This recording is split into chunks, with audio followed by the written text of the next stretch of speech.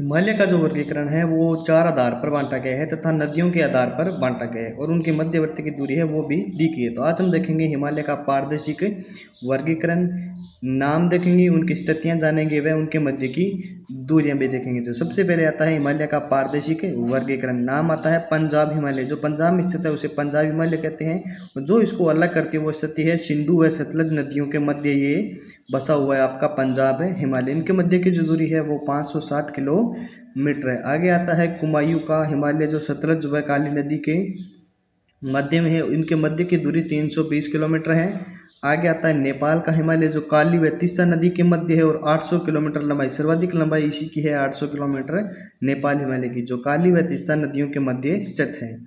आगे आता है आपका असम का हिमालय जो तीस्ता व दिहांग नदी के मध्य है और इसकी लंबाई 720 किलोमीटर है। तो आगे हम जानते हैं एक एक को विस्तार से। कश्मीर हिमालय में करेवा झीलों निक्षेप के लिए प्रसिद्ध है, जिसे जाफरान की खेती के लिए प्रसिद्ध भी माना जाता है। आगे एक नंबर पे आता है हमारा कुमायूं हिमालय। इसका विस्तार 320 किलोमीटर की लंबाई में है। यह सतलज नदी व काली नदी के बीच में स्थित है। गंगा व यमुना हिमालय के इसी भाग से निकलते हैं। बद्रीनाथ, केदारनाथ, त्रिशूल, बंदर, पूंछ और गंगोत्री, नंदा देवी, कामेती आदि चोटियां इस भाग में स्थित है। आगे आते हैं मसूरी श्रेणी में। नागटिब्बा श्रेणी इसी भाग में आता है। नंदा देवी इस भाग में सबसे ऊंची चोटी है, ये याद रखने वाली बात है। नंदा देवी है जो इस भाग की सबसे ऊंची चोटी है। माना जाता है कि दर्रा द्वारा भी भाग तिब्बत से जुड़ा हुआ है। नीति दर्रा द्वारा भी ये भाग जुड़ा। आगे आता है नेपाल का हिमालय। इसकी लंबाई सर्वाधिक है जो 800 किलोमीटर है। इसका विस्तार काली नदी से लेकर तीस्ता नदी तक है। एवरेस्ट, मकालू, कंचनजंगा जैसी हिमालय की सर्वाधिक ऊंची चोटियां इसी भाग में पाई जाती है। ये भी याद रखने वाली बात। आगे देखते हैं असम का हिमालय।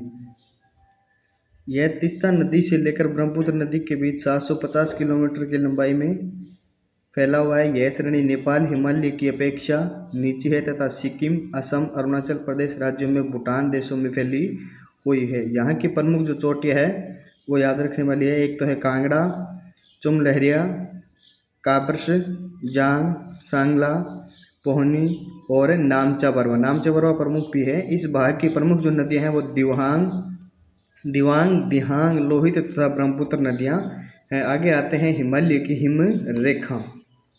तो किसी पर्वत या उच्च भूमि पर वह कल्पित रेखा जिसके ऊपर सदैव बर्फ जमी रहती है तथा जो स्थायी हिमवरण की निम्नतम सीधी होती है, हिम रेखा कहलाती है। पहला आता है नेपाल का हिमालय, यह 4500 मीटर की ऊंचाई पर है। असम का हिमालय 4420 मीटर की ऊंचाई पर है।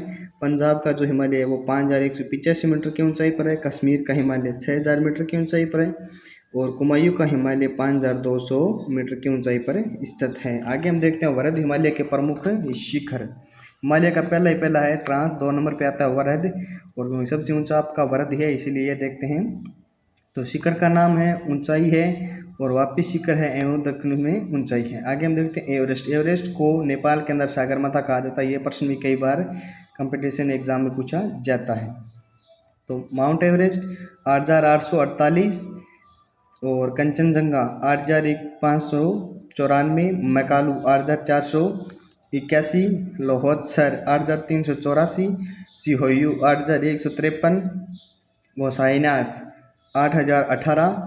उसके बाद आता है एवरेस्ट दक्षिण 8754 और लहात्सा 8501, लहात्सा मध्य 8410 और मनसालू 8156 मीटर, अन्नपूर्णा 8078, मेकालू 8010 मीटर की ऊंचाई पर यह स्थित है। आगे हम देखते हैं दक्षिण का प्रमुख पठार। दक्षिण का पठार देखते हैं कि 16 लाख किलोमीटर क्षेत्र में फैला प्रायद्वीपीय पठार भारत ही नहीं बल्कि विश्व में प्राचीनतम पठार है। यह आर्कियन चट्टान के निर्मित है। इसकी चट्टान अत्यधिक रूपांतरित हो चुकी है। इसकी चट्टान अत्यंत सुदृढ़ भी है। विवर्तनिक दृष्टि से शांत क्षेत्र होने के कारण यह भूकंप की संभावना बढ़ जाती है। आपको एक प्रश्न देते हैं कि विवर्तनिक प्लेट का जो सिद्धांत है वो किस वैज्ञानिक ने दिया था, ये कमेंट बॉक्स में जरूर लिख के बताएं।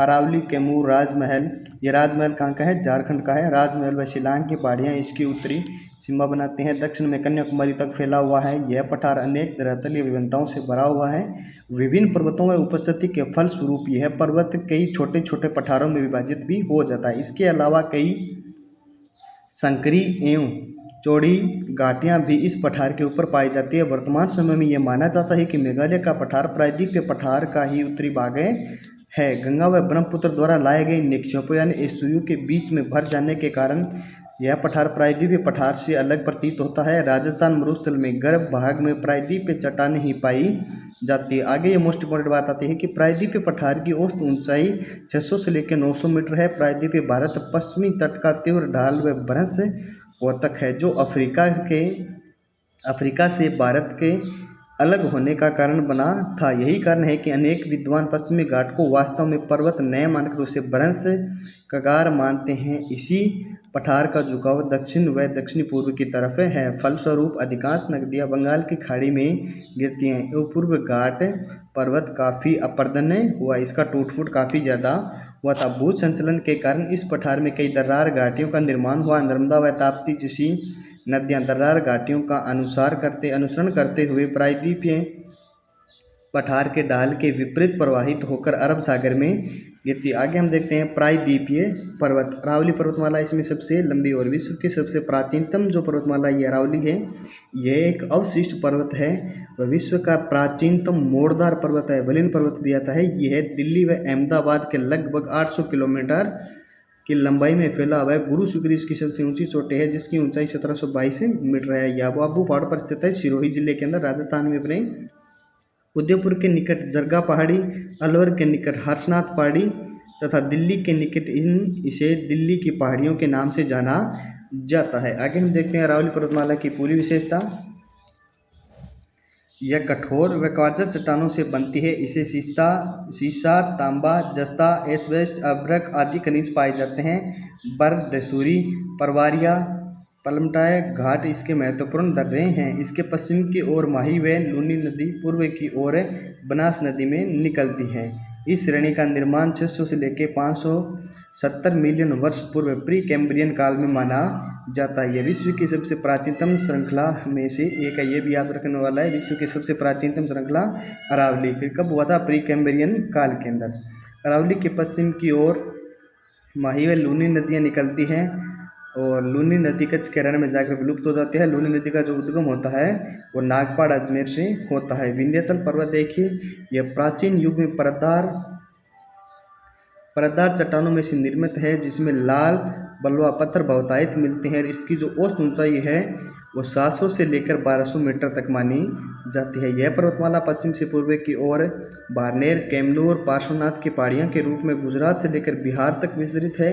यह पर्वतमाला उत्तर भारत को दक्षिणी भारत से अलग करता है। आगे आता है आपका सतपुड़ा। अगर ऐसी ही वीडियो चाहिए तो वीडियो को लाइक कीजिए, चैनल को सब्सक्राइब कीजिए और कमेंट बॉक्स में ज़रूर लिखिए कि विवर्तनिक प्लेट का सिद्धांत जो है वो किसने दिया था। Thanks for watch.